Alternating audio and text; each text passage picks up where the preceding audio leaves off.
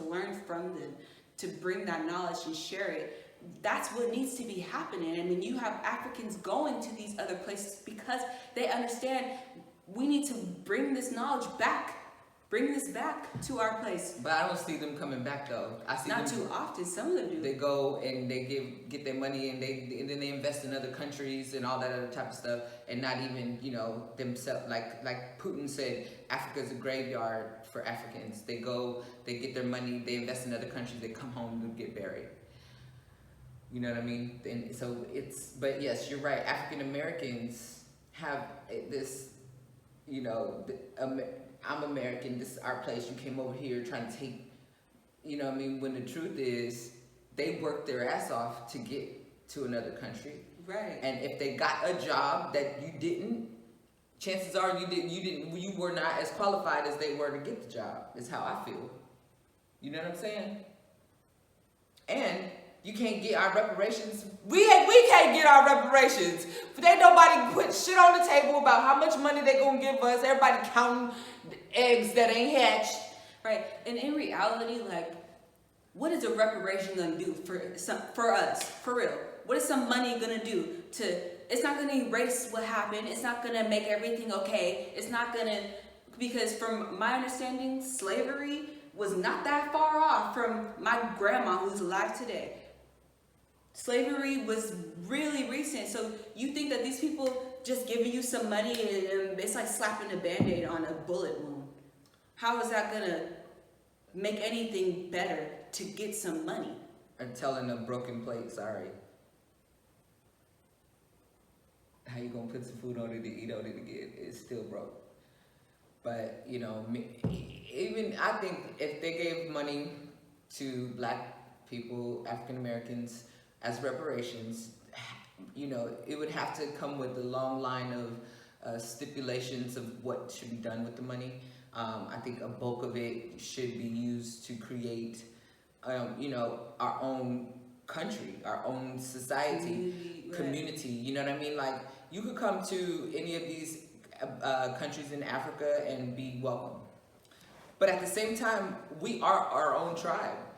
We, as African Americans, we are our own tribe. We have our own ways. We have our own, ways of talking and laughing and, idiosyncrasies and, we are a people. Like, what I want people to understand is, like, because this happened to me. When I left and came here, it made me realize that I have a tribe. I have a family. I fit in somewhere.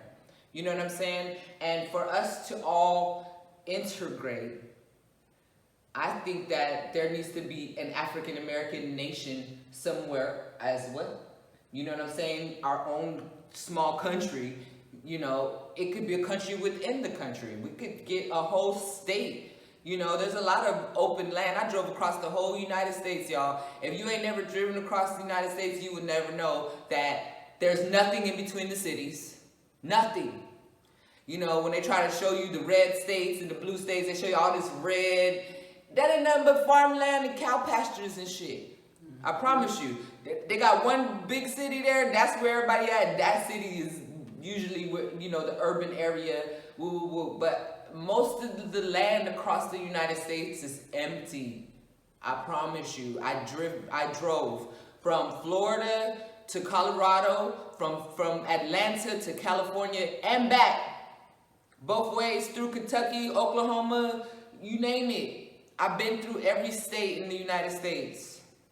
And I'm telling you, there's plenty of room. There's plenty of acreage where they could give, us. We could, those reparations could purchase. Those reparations could build the city. The reparations could build all of the things that are needed. The hospitals, the schools, everything that's needed. So I think that is what needs to happen if there was a reparations situation. Right, it would be the better solution. Right, and then the rest of the money gets distributed. You know what I'm saying? But basically, you don't just get the money. You get a place where you can, where your people can be. You know what I'm saying? Right, without the influence of or the laws, regulations, any of that from the United the States. United States. You know what I'm saying? United States is a corporation anyway, so it's not like, you know, you're doing anything out of the ordinary. DC is not a part of the United States. It's like it's a district. You know, it's not a state. You know what I'm saying? Right. So African Americans have an advantage they don't even understand. Right. Like, truly. You don't even understand. And I just want to point this out too. Like, living over here, like, I'm not exempt to problems. I'm not exempt to issues. Like, living in Africa is not easy, especially in a French-speaking country. Guys, we are over here learning French, being bombarded with words we've never heard, using contextual clues to communicate, you know what I'm saying? Dealing with things that are not normal for us in America. So I don't want anybody to think that we over here just like problem free. You know, we have our own set of issues. But these set of issues I'll take any day, because why? I'm learning French. I'm learning French. Like, I would rather deal with the issues that I'm having here, which are, you know, not too much, but still, than worried about abortion and damn, you know, Republicans and, you know, come on now, the debt and all that. The government ain't even in your business out here like that. The government doesn't supplement people. The government is not doing what the United States is doing. The government ain't telling the women, you know, how many babies they can have, if they can have a baby, if they can have abortion. None of that's happening. So I'll deal with this set of issues gladly than what's going on in America. Yeah, and there's gonna be issues anywhere. Like, life is not supposed to be easy, so that's something that needs to be taken out of. And you know, you gotta choose your heart. Choose your heart. Basically, exactly. You know. Yes, let's expand on that statement. Choosing your heart means success is hard, struggling is hard. Choose your heart, because you're gonna have a struggle either way. Yeah, it's gonna be hard. That's the point. Life is not supposed to be just, I mean, unfortunately today, the way we created society, life is not easy. It's not gonna be. But just like you have stated, I would rather much deal with the problems that are presented here, because they're quite like minuscule compared to the issues that you would deal with in America. I mean, I could walk outside and be comfortable. In America, I walk outside and feel like, dang, I could be taken. Somebody could come rob me. The police could come try to bother me, and they could kill me. This, you don't feel that type of way. Like, robbing and crime and stuff like that don't be going down out here. There's niggas could, excuse me. People could really be robbed out here the way that people. Oh my God! The way that these dudes they pull out fat stacks of money to pay for $10. They paid like $10 or something. Pull out a whole stack. A bag. They have a tie on it, like. Or the gas station, man. Yeah. You go to the gas station. You don't pump your own gas. They got the attendants, but they are literally standing there with stack of money, at least $2,000-$3,000 in their hand like this, and nobody is thinking, you know, in that respect. And because we come from the United States, we understand we could be robbed at the gas station. Somebody could drive off with our car, you know what I'm saying? So we're looking like, dang, these niggas out here with just money. I mean, these people out here with just money in their hands, like, yo, you know what I'm saying? Like, it's different. It's so different. The police don't bother you at all. The police, the police is the funniest thing ever. The police don't drive cars. Mm-mm. They might have a motorcycle, but they don't chase you in the street. They don't turn the lights on you. They literally park their motorcycle on the side of the road, get out, get off. They got a whistle. They don't even have a gun.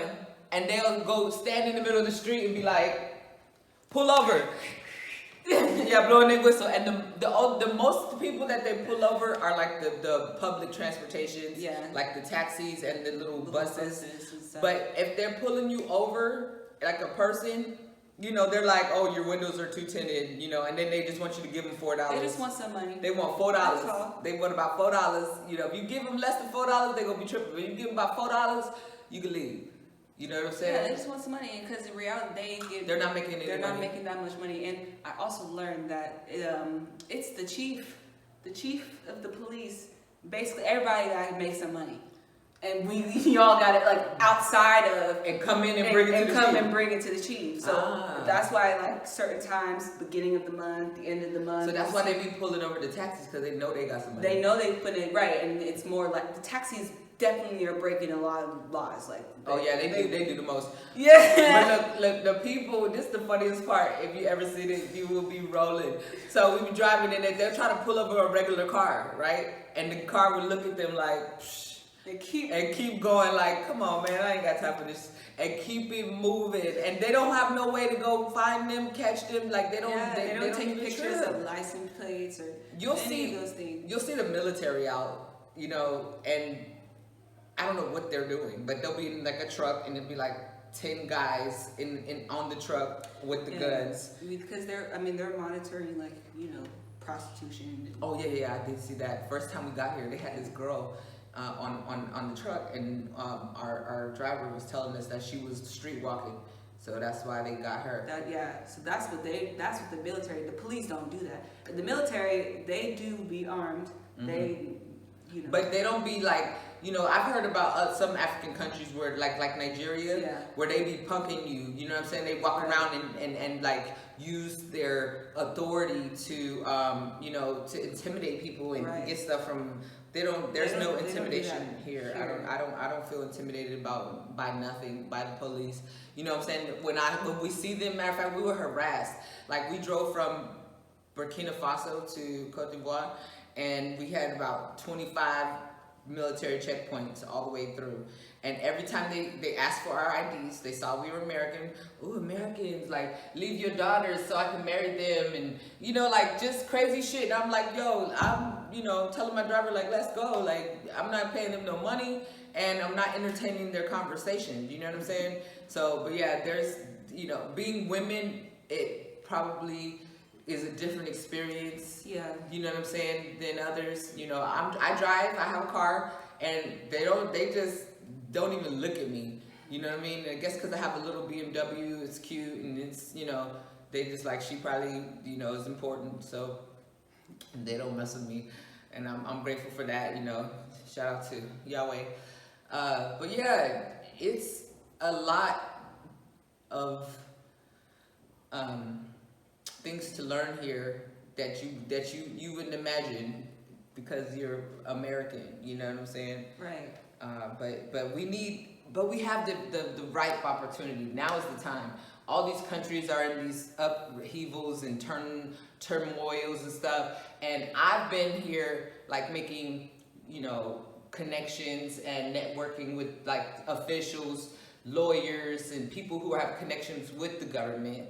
And, so that way when it's time for us to come and present a diaspora educational package that's going to, help change the mindset of the people, as well as help us stand up and go into the meetings with the Africans on the side of Africa, with America and Europe and France and, and all these other countries on the other side. I bet you the narrative will change. When we have the same knowledge as they do, when we know how they act, and when we can look at the contract that's been in place since 1850 something and show them on page 34 where they got us effed up at. You see what I'm saying? Like, that's my ultimate goal. I want to go and be at the table on the African countryside against, or, not even against, but, opposite of America and other countries, and Correcting wrong. and ask them, how do they really think that this deal is right? We're resource rich here. Y'all need our resources for all the things that you do. Yeah. There's a small country. Let me get my brain around it, because dang, what is it? Burundi. Shout out to Burundi. In Burundi, they have, it's like Wakanda. They have this natural resource that they use for all the technology.